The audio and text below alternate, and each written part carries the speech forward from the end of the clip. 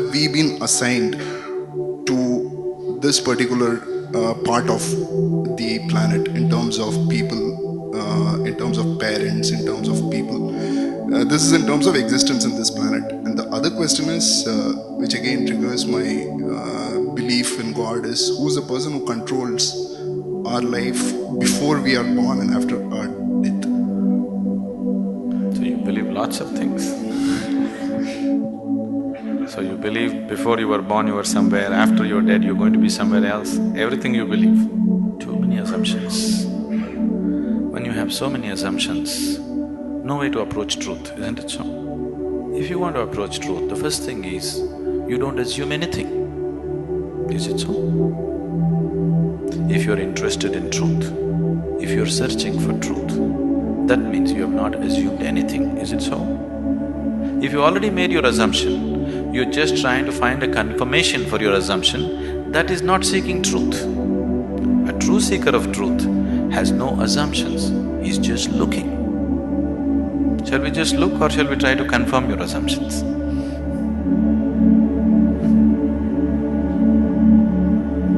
You want confirmation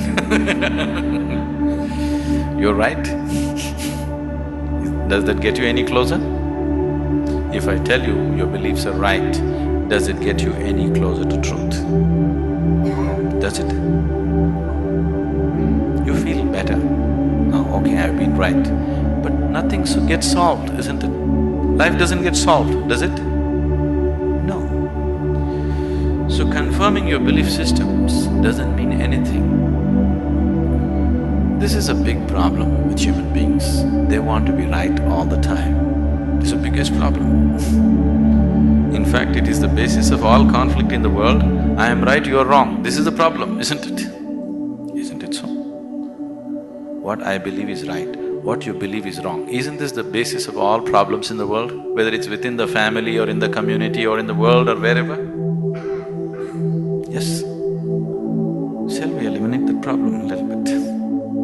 The first thing you need to do is, after all, they are your beliefs. And your beliefs are not original, picked up, isn't it? Your priest or mullah or father or mother, somebody put it into you, isn't it so? Picked up from somebody. It depends how powerfully they worked on you and they work pretty powerfully because the business is at stake otherwise. So, what you assume may have nothing to do with reality. Now, you're trying to understand something which is beyond the physical, with physical context, it won't happen. You're trying to perceive something which is beyond physical through sense perception, such a thing cannot happen. Now you want to measure the depth of the ocean, but you went with a foot scale. You will obviously come with wrong conclusions, isn't it so? If you want to measure the depth of the ocean, your first business is to get the right kind of instrument. Yes? Yes or no? That's your first business, that's all I'm saying. You want to know something beyond the physical. First thing that you need to do is to have a perception which is beyond five senses, which can perceive that which is not physical. Only then you perceive, otherwise you can only believe or disbelieve, isn't it? If I tell you, God is actually in my pocket, this many people can believe me? This is a ridiculous thing, oh, we don't believe that. But I can tell you a more elaborate story if you want, which we can work on and make you believe in, isn't it? Right now, God is in my pocket. This many people believe me, this many people disbelieve me. Have these people gotten any closer to God than they were before? Have they? Or have these people gone any further away? No, nothing changes, isn't it? So why are we wasting our time trying to confirm our assumptions? You must enhance your perception, because only by perceiving you will know. There is no other way to know, is it so? You will know anything only when you perceive it, till then you do not know it. Is that a reality? Is that a reality? People who are not on talking terms with me, is that a reality? If you perceive, you know. If you do not perceive, you do not know. You're unwilling to admit I do not know, so you believe, isn't it? If you're just trying to pass the social test, belief is a good way to do it. But you want to really know, then belief is not a good way to do it. Belief gives you confidence, and fools getting confidence is dangerous. Do you understand? When idiots become very confident, it's very, very dangerous, isn't it so? Do you see? Intelligent are hesitant, stupid are confident. Have you seen this?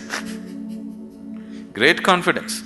Because when you simply believe something, you will have great confidence. You will have no doubt about anything because you don't apply yourself to anything. You're 100% sure. You see George Bush, how confident he is? He's very confident, isn't it? Doesn't he seem like confident? Very confident. He came to India and declared, I am a believer, I am a true believer. I thought, you don't have to say it, can't we see? You must be a believer, otherwise you don't walk blind into situations. If you're somebody with sense, you would look around, isn't it? You would see what is there and what is not there, because you're a believer. Not just in God, in so many other things. The most sensible way to start your life is, what I know, I know. What I do not know, I do not know. Once you come to this sincerely, you will see your knowing will constantly go on expanding on a daily basis. Otherwise, the moment you believe, you are stagnant. Belief is death actually. Marx said, is the opium. Religion is the opium because it puts people to sleep. He's very right. It's put people to sleep, isn't it? Hasn't it? Sleep is comfortable. What's wrong with it? Why sleep? Why don't you die? It is even more comfortable. Do you know that?